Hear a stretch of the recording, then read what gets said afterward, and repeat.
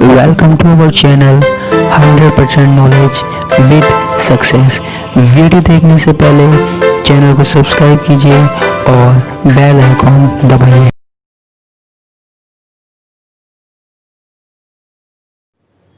नमस्कार दोस्तों, एक बार फिर से आपका स्वागत है क्लास 11th की केमिस्ट्री की क्लासेज में। हाल फिलहाल हमारे पास बेसिक कंसेप्ट ऑफ केमिस्ट्री चल रहा है जो यूनिट नंबर 1 है, जिसमें हम छोटी छोटी बातें कर रहे हैं। ठीक है, ये मत सोचना कि ये ज़रूरी नहीं है, ये चीज़ें ज़रूरी है। ठीक है, क्योंकि ये छोटी छोटी बातें आपको बाद में प्रॉब्लम दे सकती है। ठीक है, तो ये फर्स्ट चैप्टर बहुत ज़्यादा इम्पोर्टेंट है ना। कई लोग सोचते हैं जब मोस्ट चीज़ें आएंगी तब हम पढ़ लेंगे, अभी क्या पढ़ना। लेकिन बच्चों, जब तक आप ये नहीं पढ़ोगे ना तो आगे की कुछ भी चीज़ें समझ में नहीं आएगी, क्योंकि अभी आप 10th से 11th में आए हो सकता है कुछ चीज़ें आपको आती हो, लेकिन आपको यहाँ पे पढ़ना पड़ेगा क्योंकि आपने साइंस सब्जेक्ट लिया है, केमिस्ट्री लिया है। और जब तक आप बेसिक नहीं पढ़ोगे ना कुछ काम नहीं चलेगा। ठीक है, इसलिए मेरी बात याद रखना, इग्नोर मत करना। तो आज की क्लास स्टार्ट करते हैं। आज की क्लास का जो टॉपिक है वो है रसायन विज्ञान का वर्गीकरण। रसायन विज्ञान का वर्गीकरण। ठीक है, आप कहोगे सर आपने विज्ञान को 3 भागों में बांट दिया था, फिजिक्स, केमिस्ट्री, बायो या फिर मैथ, इनमें आपने बांट चुके थे, फिर उसके बाद भी रसायन विज्ञान को आगे बांट रहे हो, क्या ये ज़रूरी है? तो हाँ, देखो रसायन विज्ञान का जो क्षेत्र है वो सीमित नहीं है। आपको पता है हमारे पास कितने तत्व हैं वर्तमान में? हमारे पास लगभग 118 तत्व है वर्तमान में, और उन सब का अध्ययन एक ही जगह करना संभव नहीं है। ठीक है, तो उसके लिए हमने अलग अलग चीज़ें तैयार रखी हैं, अलग अलग ब्रांच बनाई हुई हैं। और अभी तो देखो सिर्फ आपको केमिस्ट्री पढ़ने को मिल रहा है। जब आप बड़ी क्लास में जाओगे, कॉलेज में जाओगे, तो केमिस्ट्री के कई भाग कर दिए जाएंगे। ठीक है, अगर अब आपने नहीं पढ़ा तो आप सोचोगे ये कौन कौन से भाग आ गए। ठीक है, तो इनके बारे में भी जानना जरूरी है। सॉरी। तो देखो रसायन विज्ञान के जो 3 प्रमुख भाग हैं जो कि आपको कॉलेज में पढ़ने को मिलेंगे, वो कौन कौन से हैं? एक तो है अकार्बनिक रसायन, अकार्बनिक रसायन विज्ञान।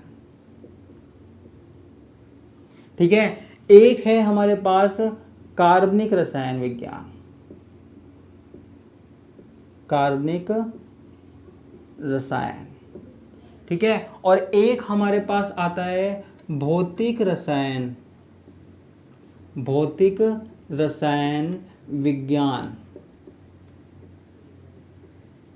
ठीक है, तो केमिस्ट्री को 3 भागों में बांट दिया है। इंग्लिश में भी लिख देता हूं मैं, इनऑर्गेनिक केमिस्ट्री। यहाँ पे ये है ऑर्गेनिक केमिस्ट्री, और यहाँ पे क्या है? Physical chemistry. ठीक है, अब देखो यहाँ पे ये होती क्या है, इनमें क्या क्या पढ़ा जाता है वो बात हम कर रहे हैं। सबसे पहले इसकी बात कर रहे हैं ऑर्गेनिक या कार्बनिक। कार्बनिक नाम, कार्बनिक से क्या आ रहा है? कार्बन। कार्बनिक से क्या आ रहा है? कार्बन। तो इस वाली ब्रांच में हम एक कार्बन, हम इसमें जो तत्व है कार्बन उसके बारे में पढ़ते हैं। आप सोचोगे सिर्फ एक तत्व के लिए इतनी बड़ी ब्रांच बना दी, तो मेरे प्यारे साथियों कार्बन का इतना ज़्यादा महत्व है लाइफ में, और इतना ज़्यादा ये इम्पोर्टेंट है कि लिए इसके लिए ये एक ब्रांच भी छोटी पड़ जाए। सच में कार्बन के इतने सारे यौगिक हैं हमारे आसपास, इतना कार्बन है। ठीक है, कार्बन हर जगह मिल जाता है क्योंकि कार्बन हर चीज़ के साथ बॉन्ड आसानी से बन जाता है। ठीक है, इतना ज़्यादा महत्वपूर्ण है कि कार्बन को पढ़ने के लिए हमने एक अलग ब्रांच बना दी, इतना ज़्यादा इम्पोर्टेंट है। ठीक है, तो जब हम कार्बन और कार्बन से रिलेटेड यौगिक, उनकी संरचना, उनके गुणों के बारे में हम जिस ब्रांच में पढ़ते हैं, जिस शाखा में पढ़ते हैं, उसको हम बोलते हैं कार्बनिक रसायन या ऑर्गेनिक केमिस्ट्री। ठीक है। अब बात आती है अकार्बनिक रसायन की, इनऑर्गेनिक केमिस्ट्री की। अकार्बनिक यानी कि कार्बन के अलावा, हालांकि कार्बन भी आता है जहां जरूरत पड़ती है, लेकिन कार्बन के अलावा भी हमारे पास बहुत सारे तत्व हैं। आप कहोगे कौन कौन से? आपने आवर्त सारणी देखी होगी 10th क्लास में, मैं पढ़ाऊंगा भी, और देखना इतनी बड़ी आवर्त सारणी है। एस ब्लॉक के तत्व हैं, पी के तत्व हैं, डी के तत्व हैं, एफ के तत्व हैं, इतने सारे एलिमेंट हैं। तो उन सारे एलिमेंटों को कहीं तो पढ़ना पड़ेगा बच्चों। तो उन सारे एलिमेंटों को हम कहाँ पढ़ रहे हैं? अकार्बनिक रसायन विज्ञान में पढ़ रहे हैं, इनऑर्गेनिक केमिस्ट्री में पढ़ रहे हैं। ठीक है। जोन से भी हमारे पास तत्व आते हैं, हीलियम, लिथियम, नाइट्रोजन, ठीक है, ऑक्सीजन, मैग्नीशियम, सोडियम, तो वो हम कहाँ पढ़ेंगे बच्चों? इसमें पढ़ेंगे, अकार्बनिक रसायन विज्ञान में पढ़ेंगे। ठीक है, कुछ समझ में आया? और अब आता है भौतिक रसायन विज्ञान। देखो नाम से ही पता लग रहा है भौतिक, यानी कि फिजिक्स से रिलेटेड कुछ आ गया।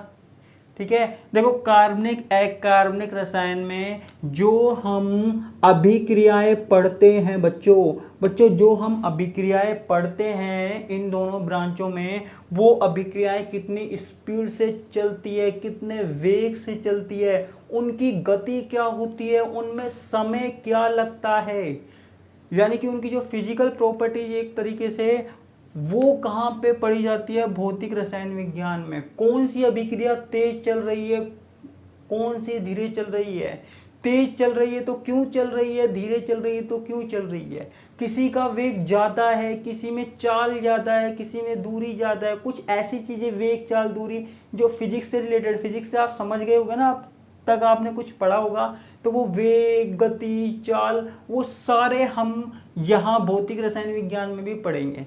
या इन शॉर्ट अगर हम कहें तो हम केमिस्ट्री को फिजिक्स की सहायता से समझ रहे हैं। तो ऐसी ब्रांच को हम क्या कहते हैं बच्चों? भौतिक रसायन विज्ञान या फिर फिजिकल केमिस्ट्री। ठीक है, तो इसको हम कहते हैं फिजिकल केमिस्ट्री। तो ये हमारे पास 3 ब्रांचें हैं। ठीक है, नहीं इसके अलावा हमारे पास ढेर सारी ब्रांचें आती हैं। ठीक है, आप कहोगे कौन कौन सी? इसके अलावा हमारे पास आती है पर्यावरणीय रसायन या पर्यावरण रसायन। ठीक है, एनवायरमेंटल केमिस्ट्री, जिसमें हम एनवायरमेंट में होने वाली घटनाओं को पढ़ रहे हैं। ये पर्यावरण जैसे सब्जेक्ट तो आपने पढ़ा होगा, पहले बुकों में अलग से बुक हुआ करती थी, पर्यावरण की बुक हुआ करती थी, आपने देखी भी होगी, जिसमें हम पर्यावरण से जुड़ी जैसे जल प्रदूषण पढ़ रहे हैं, वायु प्रदूषण पढ़ रहे हैं। उसमें हम पढ़ते थे ना कि वायु में प्रदूषक बढ़ रहे हैं, केमिकल्स बढ़ रहे हैं, जल में हानिकारक केमिकल्स डाले जा रहे हैं जिससे जल प्रदूषण हो रहा है। ठीक है, तो जब पर्यावरण से संबंधित केमिस्ट्री को हम पढ़ रहे हैं, ठीक है, पर्यावरण में कौन कौन सी रिएक्शन हो रही है, जैसे हमारे पास ओजोन परत में छिद्र हो रहा है, या फिर जो भी हम पर्यावरण से रिलेटेड केमिस्ट्री पढ़ रहे हैं, पर्यावरण में उपस्थित केमिकल्स के बारे में पढ़ रहे हैं।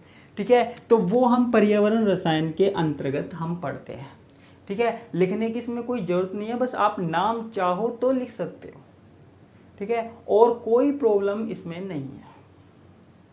ठीक है बच्चों, अब आगे की बात करते हैं। आप कहोगे सर और भी कोई ब्रांच है क्या? मैं कहूँगा बिल्कुल है। ठीक है, आप कहोगे कौन सी है? तो मैं कहूँगा नाभिकीय रसायन। नाभिकीय रसायन। अब आप कहोगे सर ये क्या चीज है नाभिकीय रसायन? देखो नाभिकीय रसायन यानी कि नाभिक।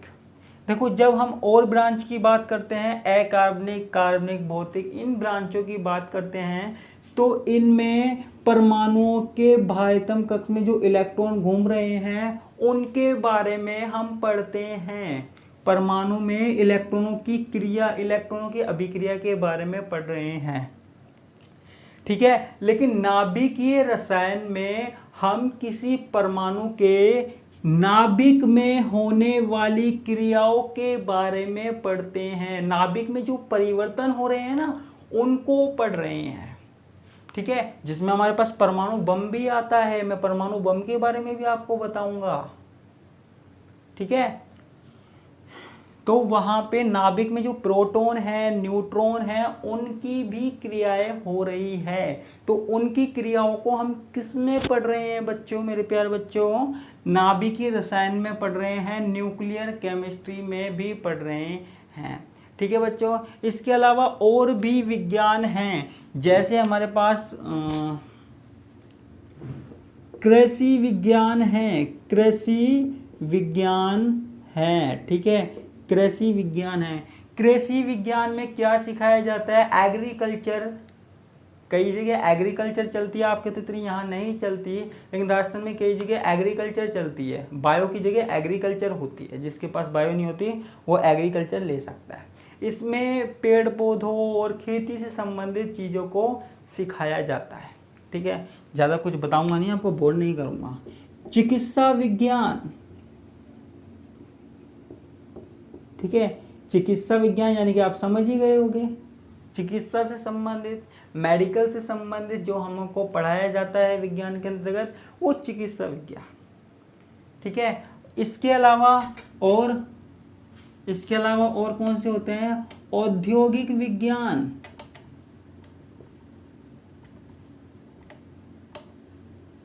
औद्योगिक विज्ञान, तो औद्योगिक विज्ञान क्या है?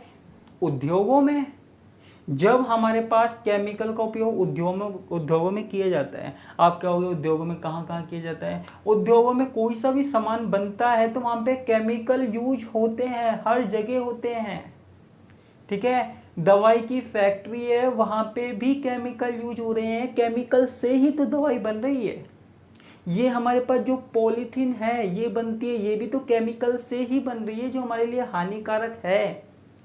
ठीक है, और भी कोई भी प्लास्टिक का सामान है या कैसा भी सामान है, वो केमिकल ही तो होता है। ठीक है, तो ये हमारे पास कुछ ब्रांचों के बारे में मैंने आपको बता दिया। हालांकि इतनी ही ब्रांच नहीं है, और भी ब्रांच है, लेकिन मैंने इसके बारे में आपको डिटेल बता दी है। ठीक है, तो ज़्यादा डिस्कस नहीं करूँगा, लेकिन फिर भी आपको ये 3 ब्रांच तो पता होनी चाहिए ऊपर वाली।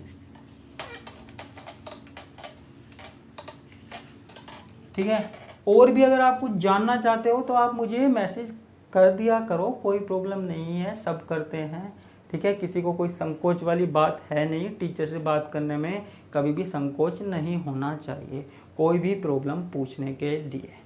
ठीक है, और साइंस वाले स्टूडेंट को तो कभी शर्म करनी ही नहीं चाहिए, बिल्कुल खुल के पूछना चाहिए जो आप पूछना चाहते हो।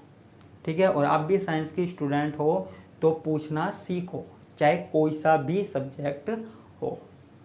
ठीक है, अच्छा, अब छोटी सी चीज़ की बात और कर लेते हैं।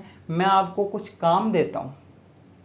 ठीक है, मैं आपको कुछ काम देता हूँ, जैसे हम ले लेते हैं रसायन विज्ञान की एक टॉपिक है, विभिन्न क्षेत्रों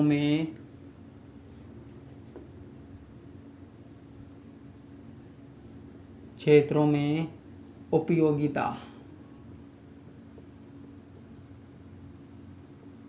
ठीक है, तो एक काम मैं आपके लिए दे रहा हूँ, 1 मिनट मार्कर चेंज कर लिया जाए। एक काम मैं आपके लिए क्या दे रहा हूँ कि आपको करना क्या है कि विभिन्न क्षेत्र, आपको अलग अलग क्षेत्र लेने हैं और उसमें आपको लिखना है कि वहाँ पे क्या क्या उपयोग में लिया जाता है। ठीक है, कैसे?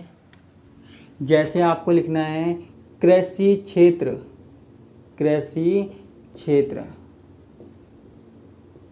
ठीक है, कृषि क्षेत्र में केमिस्ट्री का क्या उपयोग है। जैसे मैं बता देता हूँ, कृषि क्षेत्र में जो हम खाद लेते हैं, उर्वरक लेते हैं, वो भी तो हमारे पास केमिकल है। जो फर्टिलाइजर हम यूज लेते हैं वो हमारे पास क्या है, केमिकल है। तो उनका उपयोग कहाँ होता है, कृषि क्षेत्र में। जो कीड़े मकोड़े मारने की दवाई लेते हैं हम खेतों में डालने के लिए, वो कहाँ लेते हैं, वो कृषि क्षेत्र में। ठीक है, ऐसे ही हमारे पास चिकित्सा क्षेत्र में, ठीक है, चिकित्सा क्षेत्र में कौन कौन से केमिकल आते हैं, रसायन विज्ञान किस तरीके से उपयोगी है। तो जो दवाइयाँ बनती है, वो जो दवाइयाँ बनती है, कफ सिरप बनती है, जो वो हमारे पास क्या है, रसायन है, वो भी केमिकल्स, तो वो किस में उपयोग है, चिकित्सा क्षेत्र में। ठीक है, तो आपको एक काम करना है, आपको जो जो क्षेत्र में आपको लगे कि वहाँ पर केमिकल्स काम आते हैं, वहाँ पे केमिस्ट्री काम में आती है, तो उनको लिखना, उन क्षेत्रों को लिखना, जैसे कृषि क्षेत्र, चिकित्सा, उद्योग, ठीक है, कोई भी, ठीक है, और उनमें लिखना, और फिर लिख लेना, अच्छी बात है। और किसी को नहीं आए तो मुझसे पूछना, ठीक है, लेकिन ये आपका काम है, आपको पता होना चाहिए कि किस किस क्षेत्र में केमिकल का उपयोग होता है, केमिस्ट्री का उपयोग होता है। ठीक है, तो ये आपका काम है आज का, ये आपको लिखना है। ठीक है, तो आज की क्लास में इतना ही, बाकी कल देखते हैं। धन्यवाद, नमस्कार, टाटा, बाय बाय।